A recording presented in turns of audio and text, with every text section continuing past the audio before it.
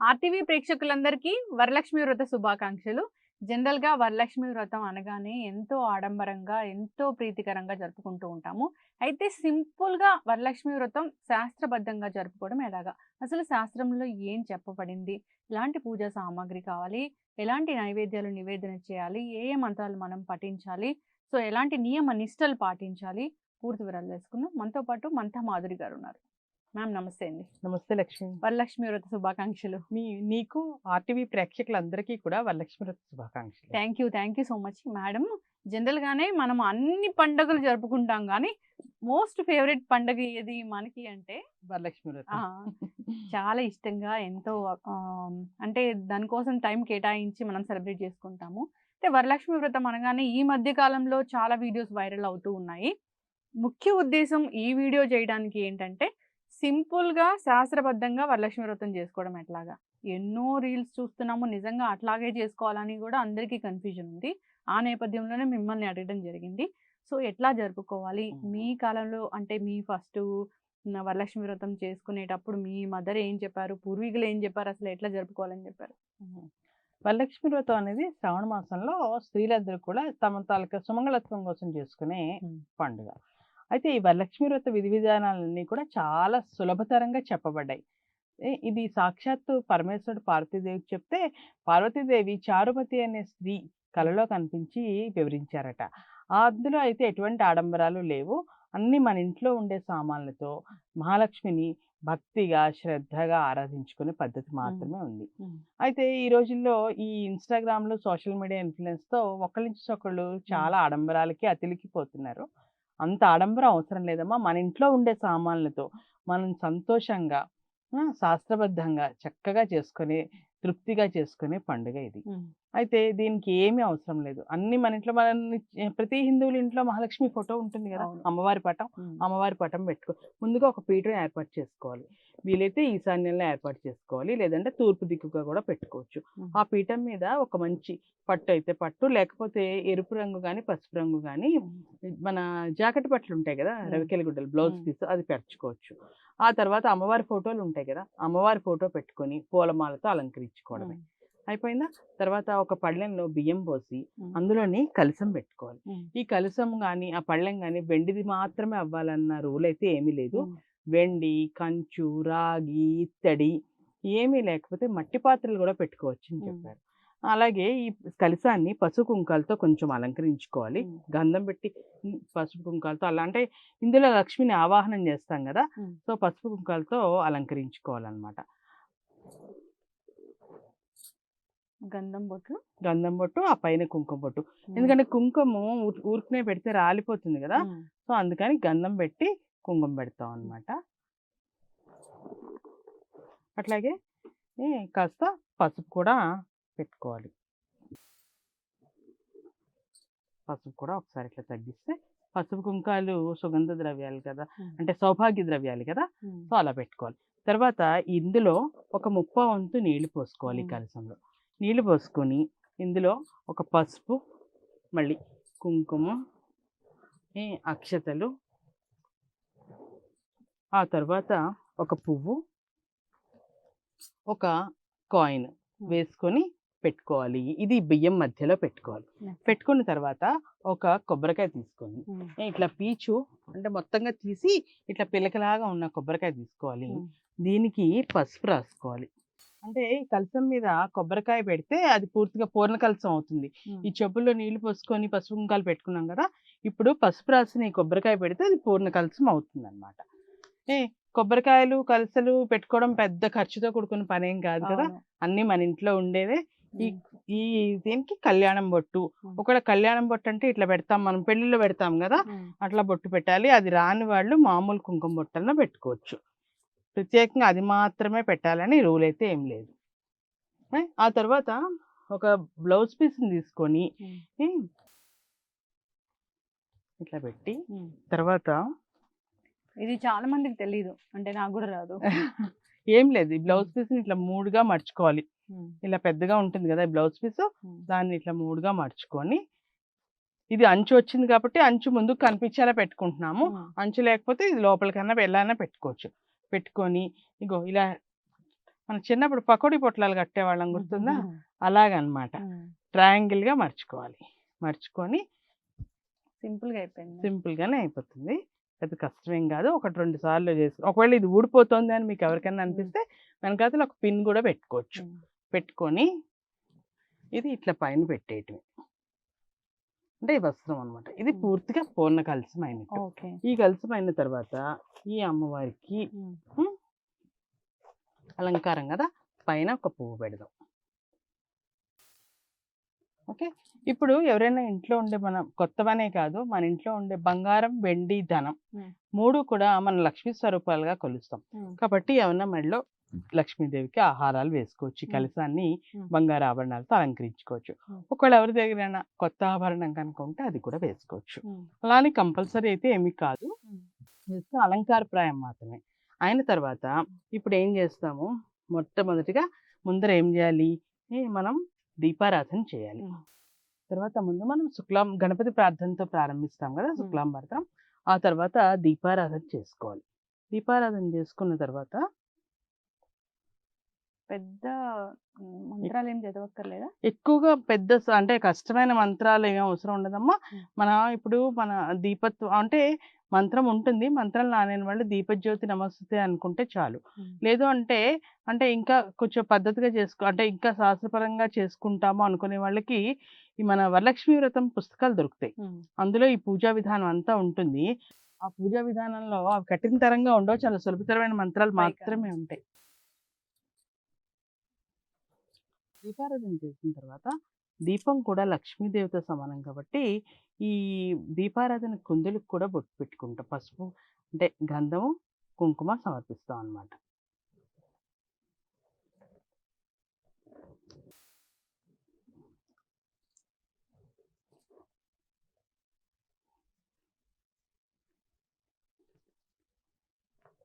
ఆ తర్వాత ఆచమనం చేస్తాము. చేసిన తర్వాత మొత్తం దేవతలందరినీ ఆవాహనం చేస్తాం. ఇవంతా కూడా వరలక్ష్మి వ్రత కల్పం అనే పుస్తకాలు ఉంటే దొరుకుతాయి. అది లేని వాళ్ళకి మన యూట్యూబ్లో వరలక్ష్మి పూజా విధానాలు చాలా ఉన్నాయి. అవి ఆన్ చేసుకుని చేసుకోవచ్చు. లేదు అంటే గూగుల్లో పీడిఎఫ్లో కూడా వరలక్ష్మి పూజా విధానం ఉంటుంది. అది చూసి చాలా తెలుగులో చాలా సులభమైన మంత్రాలతోనే ఉంటాయి, అది చేసుకుంటాం.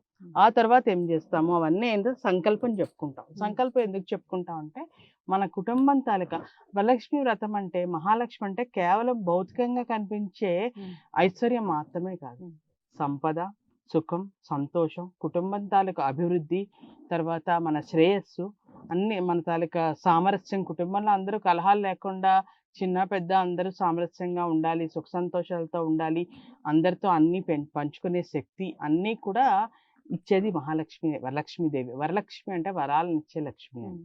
సో ఈ వరలక్ష్మిని ఆరాధించడంలో సంకల్పం కూడా చాలా ముఖ్యం. సంకల్పం చెప్పుకుంటాం. సంకల్పం అయిన తర్వాత మొత్తము కలశంలో ఉన్న నీళ్ళన్నిటినీ కలశ పూజ చేస్తాము. చేసిన తర్వాత కలశ పూజ చేసిన తర్వాత ఇగో ఇట్లాగా వినాయకుడిని, పసుపు వినాయకుడిని చేసుకొని ఒక తమలపాకులో పెట్టి ఆ పసుపు వినాయకుడిని షోడశ నామాలతో గణపతి పూజ చేస్తాం. గణపతి పూజ చేసి ధూపదీప నైవేద్యాలతో ఆరాధిస్తాం. అది అయిన తర్వాత మళ్ళీ మహాలక్ష్మిని ఇంట్లో ఒక పుష్పము, కొన్ని అక్షింతలు పట్టుకొని శ్రీ మహాలక్ష్మి కలిసి పూజ చేస్తాం అనమాట. శ్రీ మహాలక్ష్మి నమః స్థాపయామి, పూజయామి, ఆవాహయామి అంటాం. అంటే మహాలక్ష్మి తల్లి నువ్వు వచ్చి మా ఈ పీఠం మీద కూర్చో, నిన్ను ఆహ్వానిస్తున్నాను, ఇందులోకి రా అని చెప్పి ఆ తల్లిని ఆహ్వానిస్తాం. ఆహ్వానించిన తర్వాత షోడశోపచార పూజ చేస్తాం. అంటే ఏంటి, ముందుగా మన ఇంటికి ఎవరైనా వచ్చారనుకో, ముందు ఏం చేస్తాము, రండి కూర్చోండి అంటాం. తర్వాత వాళ్ళకి ఏం చేస్తాము, ఇంతకు ముందర రోజుల్లో కాళ్ళు కడుక్కోండి అంటాం, తర్వాత మొహం కడుక్కోండి అంటాం, మంచినీళ్ళు ఇస్తాం, అలా చేస్తాం కదా. అలాగే దేవుడికి ముఖ్యంగా అమ్మవారికి షోడశోపచార పూజలో కూడా అంతే. ముందు పాద్యం అంటాం, తర్వాత హస్తయో అర్ఘ్యం అంటాం, ముఖ్య ఆచమనీయం అంటాం, తర్వాత శుద్ధోదక స్నానం చేయిస్తాం, పంచామృత స్నానం చేయిస్తాం, ముఖ్య ఆచమనీయం అంటాం. ఆ తర్వాత అమ్మవారికి స్నానం అయిన తర్వాత వస్త్రం అంటాం, వస్త్రం తర్వాత యజ్ఞోపవీతం అంటాం, ఉపవీతం అంటాం, శ్రీచందనం ఇస్తాం, అక్షతలు ఇస్తాం, పుష్పాలు ఇస్తాం. ఆ తర్వాత అభాంగ పూజ అని ఉంటుంది. అంటే అమ్మవారి తాలూకా అన్ని అంగాలకి పూజ చేస్తాం. శిరస్సుకి, నేత్రాలకి, తర్వాత హస్తాలకి, భుజాలకి అన్నిటికీ పూజ చేస్తాము. చేసిన తర్వాత అష్టాదశ శతనామాలు ఉంటాయి. అంటే ఏంటి, 108 నామాలు, రకరకాల పేర్లతో అమ్మవారిని కొలుస్తాం అనమాట. ఆ అమ్మవారిని అలా కొలుస్తూ 108 నామాలు పూజ అయిన తర్వాత ఒకవేళ ఈ 108 రాలేని వాళ్ళు, ఒకవేళ చదవలేకపోయిన వాళ్ళు ఓం శ్రీ మహాలక్ష్మి నమః అనుకోవచ్చు. లేకపోతే ఓం శ్రీ వరలక్ష్మి నమః అని కూడా అనుకోవచ్చు. ఆ పూజ అంతా అయిన తర్వాత తోరగంది అని ఉంటుంది. తోరం అంటే ఏంటంటే ఒక 9 పోగులు దారాన్ని తీసుకొని, తోరం అనేది చాలా చాలా ఇంపార్టెంట్. చాలా ఇంపార్టెంట్ ఈ వరలక్ష్మి వ్రతంలో. ఈ దారంలో ఏంటంటే 9 పోగులు వేస్తాం. కొంతమంది 5 పోగులు కూడా వేస్తారట. కానీ నార్మల్‌గా ఎక్కువ 9 పోగుల పూజ ఉంటుంది. దీనికి 9 ముడులు వేస్తాం. ఇలాంటివి 2 తయారు చేస్తాం అన్నమాట. ఒకటి అమ్మవారికి తోరగంది అంటాం దీన్ని. ఈ తోరగందిని 9 ముడులు వేసి 9 పోగులు తీసి తయారు చేస్తాము ఈ తోరాన్ని. కొంతమంది మధ్యలో పువ్వులు కూడా వేసి కడతారు. పువ్వులు వేసి కట్టినా కట్టకపోయినా అంటే అవి ఊడిపోతూ జారిపోతూ ఉంటాయి కదా! లేదు అంటే ఇట్లా ఊరికనే 9 ముడులు వేసి కూడా కట్టుకోవచ్చు. 9 ఇలాంటివి 2 తయారు చేసుకోవాలి. ఒకటి అమ్మవారికి, ఒకటి మనకి.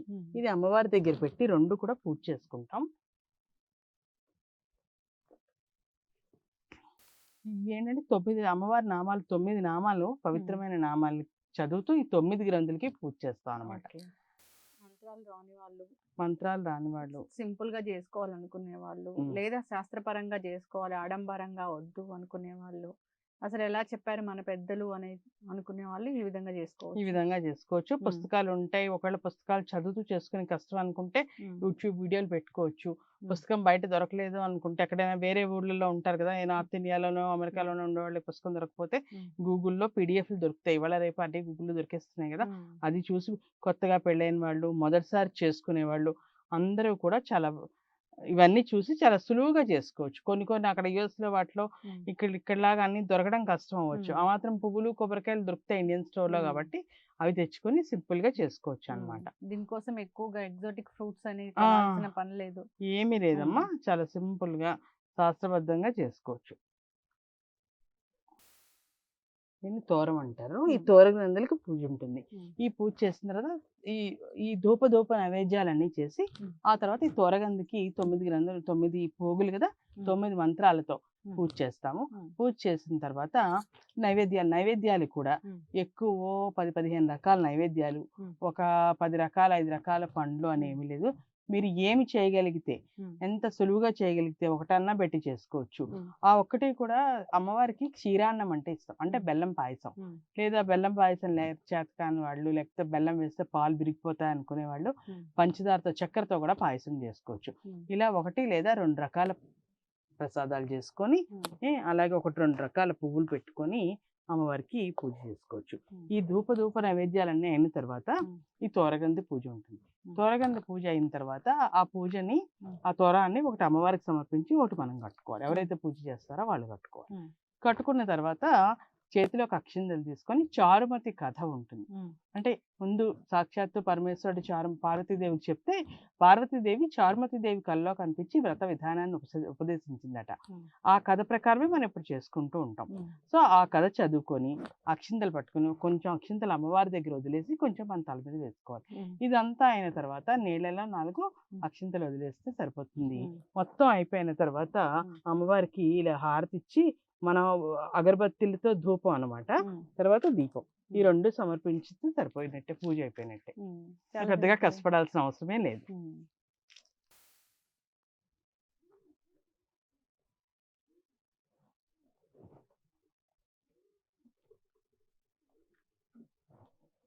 ఆ తర్వాత అమ్మవారికి వస్త్రాలు, పసుపు కుంకుమలు, గాజులు, తాంబూలం అంటే ఏం లేదమ్మా, ఒక 2 గాని 3 గాని తమలపాకులు, వక్కలు, ఆ తర్వాత పువ్వులు,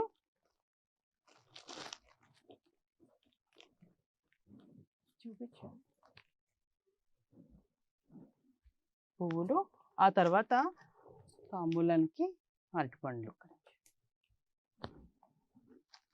ఇది పెట్టి అమ్మవారికి సమర్పించడం. ఓకేనా? అమ్మవారికి సమర్పించాలి. ఆ తర్వాత అంతా అయిన తర్వాత అమ్మవారికి హారతి ఇచ్చేయటమే, మంగళహారతి.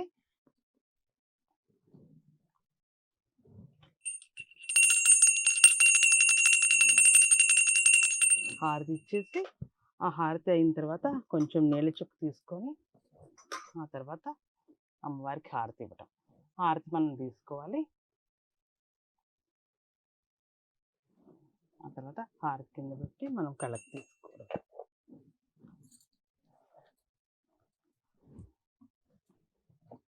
మన మనసులో కోరికని నివేదించుకోవడం, శ్రద్ధగా భక్తిగా పూజ చేసుకోవడం ఇంతే. ఇదంతా అయిన తర్వాత ఈ అలంకరణ అంతా రేపటి ఉదయం నెక్స్ట్ డే మరుసటి రోజు వరకు ఉంచి తర్వాత రోజు ఈ కలశంలో నీళ్ళు ఉన్నాయి కదా అవి తులసి చెట్టులో పోసేయాలి. ఆ కాయిన్ వేసాం కదా అని మనం పూజా మందిరంలో పెట్టుకోవచ్చు. ఈ బియ్యము కొబ్బరికాయ ఏదైతే ఉన్నాయో దాంతో పాయసమో లేకపోతే కేసరియో ఏదో చేసుకొని మన ఇంట్లో వాళ్ళు తినాలి. తర్వాత ఆ బ్లౌజ్ పీస్ మనం తర్వాత కాలంలో కుట్టించుకోవాలి. అయితే ఇప్పుడు చాలా ముత్తైదులు వస్తారు మన ఇంటికి, మనం ఇన్వైట్ చేస్తాం కాబట్టి వాళ్ళకి మనము తాంబూలం ఇవ్వాలి. ఆ పద్ధతి ఏంటి? అంటే ఇప్పుడు అమ్మవారికి ఇచ్చాం కదా తాంబూలం, శనగలు, తర్వాత చీర, బ్లౌజు, పండ్లు, పువ్వులు, గాజులతో మన ఇంటికి వచ్చే ముత్తైదులను కూడా అమ్మవారిలా భావించి 30 మందిని 40 మందిని పిలవాల్సిన అవసరం లేదు. ముగ్గురు గాని ఒక్కళ్ళు అమ్మవారికి మొదటి తాంబూలం ఇచ్చేసాం ఎలాగో. ఆ తర్వాత ముగ్గురు గాని 5గురు గాని తర్వాత 6 మీ ఇష్టమే. 3 లేదా 5 ఆ తర్వాత ఎంతమందినైనా పిలుచుకోవచ్చు.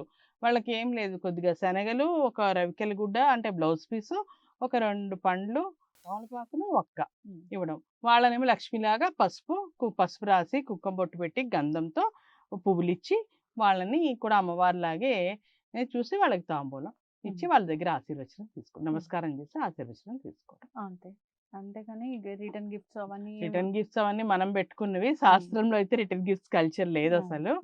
ఇవన్నీ కూడా మినిమం అయితే ఇదమ్మా. ఈ పైన రిటర్న్ గిఫ్ట్స్ ఇస్తావా, తాంబూలం బ్యాగ్స్ ఇస్తావా, బ్లౌజ్ బదులు చీర కూడా పెడతామా అంటే మన తలక స్తోమత అది. ఎన్నైనా పెట్టుకోవచ్చు. కొత్తగా పెళ్ళైన వాళ్ళు ఖచ్చితంగా చేసుకోవాలి.